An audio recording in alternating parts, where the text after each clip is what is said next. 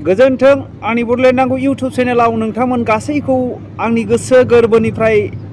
बरायग्रोनानै लाबावबाय। आङो नोंथांमोननि थाखाय नुजाफैफिनबावबाय। आङो गोबावथार सम जाबायमोन, साननैनि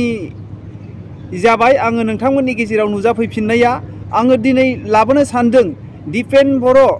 बिथाङा जे बुंदों, दिपेन बर' फंबाया बेबायदि बाथ्रा बुंदों, गासै जे जोंनि बर' समाजखौहाय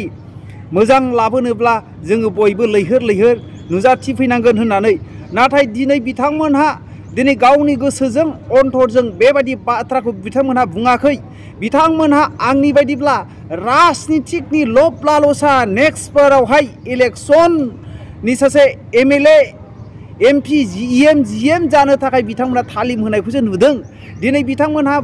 जोंनि बड'लेण्डनि सिमानि बाथ्राखौ बुंदों, नाथाय उइदिन 6 मान्थनि गेजेरावहाय बिथाङा क्लियारिफिकेसन होनांगौ, आप टु नटिससिम होनांगौ होननानै बिथाङा बुंदोंमोन। नाथाय where is your Bodoland border? दिपेन बर' नोंनि बड'लेण्ड बर्डारा मा जाखो? मोनसेबो दिनैहाय ट्राइबेलनि एसटिनि माखासे खामानिफोरखौहाय मोनथायफोरखौहाय संरैखा खालामनो थाखाय नोंथांमोनहा बुंदोंमोन, नाथाय गासैबो दिनै आसाम सरकारनो नोंथांमोनहा हरजोब्बाय। बेनो नामा नोंसिनि संरैखाया? बेनो नोंथांमोननि समाजनि बाथ्राया? नोंथांमोना दिनै धोरोमनि बाथ्रा बुंदों, गासैबो धोरोमफ्रा बेबायदि समाजखौहाय सोदांनायावहाय आवगायबोनांगोन होननानै सोदांगासिनो दङ। धोरोम गैयाब्ला दिनैहाय जोंनि माखासे बर' समाजावहाय, जोंनि बर' हारियावहाय गैया जाबोसिगौ। नाथाय नोंथांमोननि गेजेरावहाय खुगानिफ्राय नोंथांमोननि बाथ्राया धोरोमनि बाथ्रा ओंखारथावथाव नङा। नोंसिनि गोसोआ गेसाव। दिनै बर' हारिखौ नोंसोरो इमसनेल ब्लेकमेल खालामै बर' हारिनि गोदै बाथ्रा बुङै नोंथांमोनहा दिनैहाय बर' हारिखौ दंसनि लामायावसो लांगासिनो दङ। दिनै नोंसोरो सैमानिसो जानानै दङ। मानो होनोब्ला मोनसे बाथ्रा भाव दङ, अमानि हालेवनायाव सैमानि गाग्लिनाय बेबायदिसो जानानै दङ। अमाया हालेवनानै थांबाय, उनावहाय आगान देखायनाय। दिनैहाय आङो आबसुखौ सोंखारिनो थाङाखै, आबसुआव थानाय माखासे मानसिफोरनिखौसो आङो दिनै बुंनो गोनां जादों। 60% जे आबसुआव थानाय मानसिफ्रा गावनि पार्सनेलिटि लाब लाबोसानि थाखाय, हारिनि थाखाय मावा। रायजो राजाफोर, आंनि जे बे बाथ्रा बुंनाया गोरोन्थि जादोंब्ला नोंथांमोनहा कमेन्ट खालामहर रायजो राजाफोर। नाथाय आंनि बायदिब्ला, आंनि साननाय बायदिब्ला दिनै दिपेन बर'मोन बायदिया, खोरोमदाव औवारिमोन बायदिया दिनैहाय बिथांमोनहा राजनितिकनि तालिमसो होगासिनो दङ। रायजो राजाफोर, दिनैहाय मोनसेबो हारिनि थाखाय बिथांमोनहा सानाखै। उइदिन 6 मान्थनि गेजेरावहाय सिमा खालामनो सानदोंमोन। नाथाय दिनैहाय दिपेन बर' दैदेननाय, खोरोमदाव औवारि दैदेननाय दिनै एबसुआ दिनैहाय थिगमोनब्ला दिनै बनसुमानो जोनोम जानांगौमोन। बिथांमोनहा दिनै बुंदों बड'लेण्ड मोननायनि क्राइटेरिया गैया होननानै। मानो थाखाय क्राइटेरिया गैया?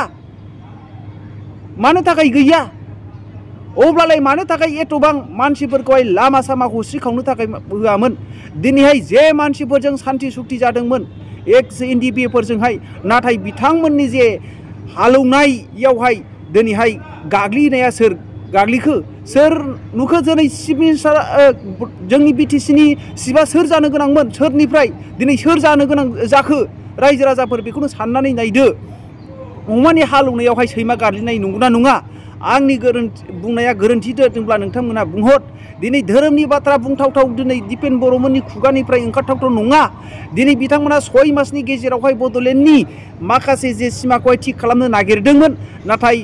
बिथांमोना दिनै माबायदि खालामो? सोरबाया मेट्रिक पास जायोब्ला, फार्स्ट डिभिजन माबा डिभिजन जायोब्ला बिथांमोना आर'नाइ सोफ्लानाय, माबा मोनसे जाखानाय खामानिफोरखौसो बिथांमोनहा एनकारेजमेन्ट होनाय, बेबायदिखौसो जोङो नुगासिनो दङ। नाथाय गैयैनिफ्राय बिथांमोना सोरजिनायनि बेबायदि प्लान पलिसिखौ खालामाखै जे बिथांमोनहा गावसिनि सिपियाव माबा गरसे हाबगोन, बेबायदि राहा लामाखौसो मावबाय थानायखौ नुगासिनो दङ। रायजो राजाफोर, बिथाङा दिनै थिफुथ्ला माबायदि बाथ्रा बुंदों। दिनैहाय आर'नाइ, बर'नि आर'नाइ लानानै, बर'नि जे माबाफोर लानानै, साइनफोर लानानै दिनै बिथांमोना बर' हारिखौहाय लायै बर' मानसिफोरखौ लायै बर'नि नाम लायै हारिनि नाम लायै गावनि लाब लाबासो मावनायखौ जोङो नुगासिनो दङ। रायजो राजाफोर, दिपेन बर'आ मा बुंनो हास्थायदों नोंथांमोनहा खोनासं। बे प्राय 6 बाजिनोसै बे समाव बेयो जोबफैबाय आरो सानथामनि हाबाफारिया आनान गसाइनि अननायाव बर' रायजो राजा आइ आफानि आशीर्बादाव मोजाङैनो मोजां जोबलांबाय आरो प्राय दखरा जेराव जोङो मोन्दों आरो जोंनि रायजो राजाखौ जेराव जों लोगो मोन्दों जदिव दा माइ दैखांनायनि सम बयबो आइ आफा रायजो राजाया दुब्लियाव बेस्थ' माइ दैखांनायनि थाखाय थेवबो गामियाव जेसेबां जोंनि रायजो राजाफोर दङ बिथांमोना जोंखौ बरायदों गुबै थांखिया जाबाय माहारि जौगानायनि माहारि सांग्रांथि लाबोनाय सोलोंथाइखौ लानानै गुनगोनां सोलोंथाइ मोजां सोलोंथाइ सुबुं धोन जोंनि फरायसा फरायसुलिखौ जोङो मानसि बानायनांगौ माने बिथांमोननो मोजां केरियार जों होनांगौ नैथिया जाबाय हा हुनि रैखाथि ट्राइबेल बेलेन्ड ब्लक 6 सिडुलनि लेन्ड खास लेन्ड ग्रेजिं लेन्ड जि केटेगरिनि लेन्ड गैया मानो फरेस्ट एरियायाव थानाय रायजो राजानि हानि एन्टाइटेलमेन्ट होनांगौ आरो जोङो बे हाखौ जोङो रैखाथि होनांगौ हाखौ जोङो बेंनानै लाखिनांगौ सरकारा जेसेबां दायित्व दङ सरकारखौ जों दाबि खालामदों सरकारा बिनि प्रटेक्शनखौ होनांगौ खिन्थु रायजो राजायाबो सांग्रां जानांगोन सचेतन जानांगोन दा बेखायनो जों खावलायबोदों आरो थामथि बाथ्राया जाहैबाय ड्राग्स जौ जुवा बे मानसि लांखारनाय उन्दै बैसोआव हाबा जानाय दायना दायनि बे परिबेसा दाबो बर' माहारियाव दङ आरो ड्राग्सनि जि इम्पेक्ट बे यां जेनेरेशनाव बिराद गाज्रि मोनसे इम्पेक्ट लाबोदों दा बेखौ जों जुदि गैया खालामनो हायाब्ला बर' हारिनि भबिष्यता खोमसि जागोन आरो जोंनि गोबां फंबाय बिनानावनि जिउआ आसखान्दा जागोन आरो बेजों बिथांमोननि न'खरा धंस जागोन दा बेखायनो ड्राग्स जौ जुवाखौ जोङो मारै गैया खालामनो हायो बेनि थाखाय जोङो नैबे अभियाननि गेजेरजों रायजो राजाखौ जों खावलायबोदों रायजो राजाया सांग्रां जानांगोन समाजा सांग्रां जानांगोन गामिनि आफादगिरि गाहाय नेहाथारि बाथौ धोरोम ब्रह्म धोरोम ख्रीष्ट धोरोम सतसंगी जि धोरोम आफादफोर दङ धोरोमनि आध्यात्मिक सिन्ताखौ लानानै समाज आरो माहारियाव गामियाव बिथांमोना खामानि मावनांगोन आरो जों मोजां आखल दानाय मोजां माने बिथांमोननो गियान होनायनि हाबाफारिखौ बै सामाजिक संगठन धोरोमारि आफादफ्राबो मावनांगोन ब्रैथियाव जाबाय बिटिआर एकर्डनि जि माने दफा बे दफा बायदियै जिखिनि दफाफोरखौ टाइम बाउन्ड मावफुंनांगौ बिनि थाखाय सरकारखौ जों प्रेसार होदों सरकारखौ खावलायदों सोरबा बुंदों जे सिमाया बारायगोन ना बारायला सिमाया बारायनाय नंला नामा एबसुआ माने नाटक खालामदों एबसुआ ओरै खालामदों एबसुआ ओरै खालामदों एबसुआ मालाबाबो नाटक खालामग्रा आफाद नङा 1967 मायथाइयाव जोनोम जानाय एबसुआ दिनै 55 बोसोर आरो बे 55 बोसोराव माहारिनि निड बेस माहारिनि क्राइसिस माहारिनि खैफोदनि समाव माहारिखौ रैखाथि होबोदों बेंबोदों राजनीतिक अधिकारनि थाखाय गाव खुंथायनि थाखाय बड'लेण्ड आलादा रायजोनि सोमावसारनायनि गेजेरजों पिएससि बिटिसि बिटिआर दिनै मोनफैबाय आरो जि मोनबावनांगौ दङ बिनि थाखाय जों आवगायलांबावनांगोन आल्टिमेट गलसिम जोंनि जुजिनांगौखौ जोङो माखासे गणतान्त्रिक अहिंसा पन्थानि गेजेरजों लबि पलिसिनि गेजेरजों जों मावलांनांगोन बे जोंनि माने अबजेक्टिभ दा सिमा बारायनाया टुडे अर टुमरो जागोन बेखौ कुनु सरकारा होबथानो हाया आरो जुदि सरकारा सिमा बारायनायखौ डिले खालायो बिनि थाखाय जोङो बिकल्प पन्था लागोन बे बाथ्राखौ जों स्पष्ट बुंदों आरो खम समनि गेजेराव सिमा बारायनाया जानांगौ सरकारा प्रतिश्रुति होदों सिमा बारायनाया जागोन आरो जों बेखौ मोनसे बिश्वासाव लाखिनानै दोनदों गुबुन मोनसेथिं एनडिपि बारग' बिथांमोना दिनै जेलाव दङ बिथांमोनखौ दिहुननांगौ बिथांमोननि केस उइथड्रलनि बाथ्रा दिनै माखासे केसा उइथड्रल जागासिनो दङ आरो रन्जन दैमारि मानगोनां बिथांजों लोगोसे माखासे जेलाव दङ बिथांमोनखौ दिहुननांगौनि थाखाय आइनि जि मेरपेस आइनि जि जटिलता बेखौ गैया खालामनानै पलिटिकेल इनिसियेटिभनि गेजेरजों बिथांमोनखौ उदां अख्राङाव लाबोनांगोन आरो जायफोरखौ दिनै सेकेन्ड टाइमनि थाखाय हाइकर्टआ भार्डिक होबाय बिथांमोननि थाखाय दिल्लीयाव थानाय माने हादरनि जौसिन बिजिरसालियाव हाबा मावनो थाखाय एनडिपिनि मोनब्रै आफाद एबसु आरो बिटिआर सरकारजों ज' सावरायबाय बिनि थाखाय माखासे प्रसेसा सोलिगासिनो दं दायो नोंथाङा बुंबाय जिहेतु लाइमोनफोरनि खोथायाव जौ जुवानि बाथ्रा बुंदों नाथाय बुंनो थाङोबा दायो राजमेला सोलिगासिनो गोबां जायगायाव नाथाय बेहाय 10 आरो 9 थाखो फरायनाय फरायसाफोरखौसो जिहेतु जौ जुवायाव जिहेतु गबनायखौ नुनो मोनदों बा जुवा होनायखौ नुनो मोनो बे बिथिङाव दुर्गा फुजा थांबाय लक्ष्मी फुजा थांबाय दिवाली थांबाय दा राजमेला धोरोमारि सान्थौ सानस्रि आरो बिश्वासनि गेजेरजों मेला फुजा खालामनाया मोनसे आलादा बाथ्रा किन्तु मेलायाव जौ आरो जुवा होनाया बे मेलानि माने गुबै अर्थखौ बुजाया आरो माखासे मेला कमिटिया जौ आरो जुवा होनायनि थाखायसो मेला पातियो बेखौ जों मालाबाबो सापर्ट खालामा आरो जेराव जेरै नुदों एबसुआ बादा होबोदों बादा होसेयावबो माखासेया बे आइनि खामानिफोरखौ मावबोदों दा बेखायनो आं खावलायगोन जे जोंनि 9, 10, 11, 12 जायफोर लाइमोनफोर दिनै माने बे जुवा आरो जौनि शिकार जादों ड्राग्सनि शिकार जादों बिथांमोना बे लामानिफ्राय दोरोदबोनांगौ नङाबा बिथांमोननि इयुना खोमसि आरो बिथांमोना जिउआ आसखान्दा जागोन दा बेखायनो आं खावलायबाय जे प्रशासना बिनि सायाव स्ट्रिक्ट एक्सन लानांगौ जोङो असमिया चेनेलावबो बुंदों प्रशासननो जोङो डिसि आरो एसपिनो जोङो फुजा जानायनि सिगाङावनो जों लेटार होदों कुनु जुवा जानो मोना कुनु जौनि आड्डा जानो मोना नाथाय माखासे लकेल लेभेलाव माखासे थाना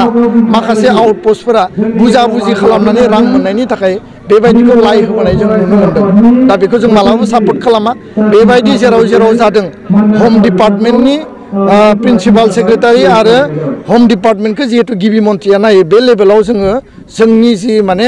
नटिसाव लाबोनांगौ इन्टारभेनसन नांगौ बेनि थाखाय जों हाबा मावगोन मोनफ्रोमबो जिहेतु फुजायाव जौ जुवा सोलिदोंना सोलियाखै एबसुआ नायगिदिंदोंना नायगिदिङा जों गासैबो मेलायाव मा सोलिदों मा एक्टिभिटि जादों रायजो राजानि कमप्लेन लादों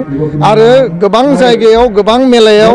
जुवा होनो थाखाय जोंनियाव पारमिसन बिफैदों बे पारमिसनखौ होनाय जायाखै आरो माखासे मानसिया पारमिसन गैयाबासिनो जुवा होदों बेखौबो बन्द खालामनाय जादों आं मिथिनायाव गरेस्वर ओनसोलावबो बेबायदि गोबां जायगायाव जुवा होनो नागिरदोंमोन दखरा एबसुआ बन्द खालामनाय जादों नाथाय एबसुआल' बन्द खालामोब्ला मालाबा बेयाव संगातबो फैनो हागौ बेखायनो रायजो राजायाबो बिनि फारसे मदद होनांगोन गुबुन गुबुन आफादाबो मदद होनांगोन दा बेखायनो आङो गासै आफाद आरो रायजो राजाखौ आं बे बिथिङाव खावलायबाय ट्राइबेल बेलेन्स ब्लकनि हानि सायाव बुंदों नोंथाङा जितु ट्राइबेल जितु बेलेन्स ब्लकआव गोबां गुबुन हारिया जितु दखल खालामनानै बे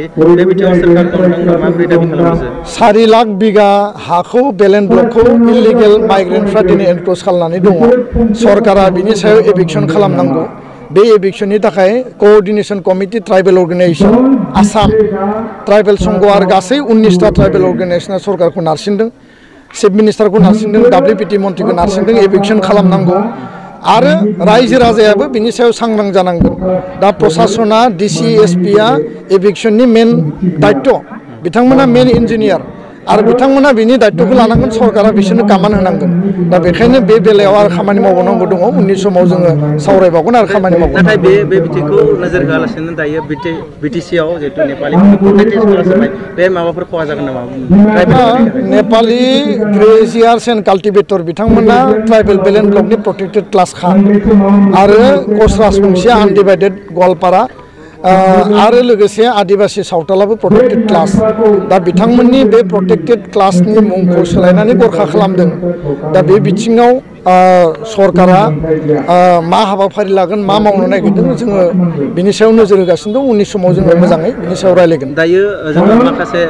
नुबोगासिनो बर' बिजोंनि जिहेतु फरायसालि बेहाय फोरोंगिरि गैया फोरोंगिरि गैयैनि गुन गोनां सोलोंथाइखौ मोननो हायाखै बे बिथिङाव एबसुआ मा थांखि लाबोबाय थादों गुन गोनां सोलोंथाइखौ लानानै एबसुआ 2006निफ्राय खामानि मावबाय थादों साइकेल रेलि खालामबाय 2300 किल'मिटार जोङो 9-10 स्टुडेन्टनो लाइजाम हैदों गार्जेननो लाइजाम हैदों टिचारखौ जों खावलायदों स्टुडेन्टफोरखौ खावलायदों कमल कुमार ब्रह्म देरहासार बान्था होदों मेट्रिक पास जानायफोरखौ जों बरायदों आरो जाय मेट्रिकआव स्टेन्ड आरो हायार सेकेन्डारियाव स्टेन्ड खालायगोन 1 लाख रां होगोन होननानै बुंदों बिनि अनगायैबो कागज कलम मा बायना होनांगौ जोङो हानायखिनिखौ होदों दा मावनो गोनाङा जाबाय फरायसा फरायसुलिनि फरायनो गोनाङा फरायसा फरायसुलिनि आरो गार्जेना बे बिथिङाव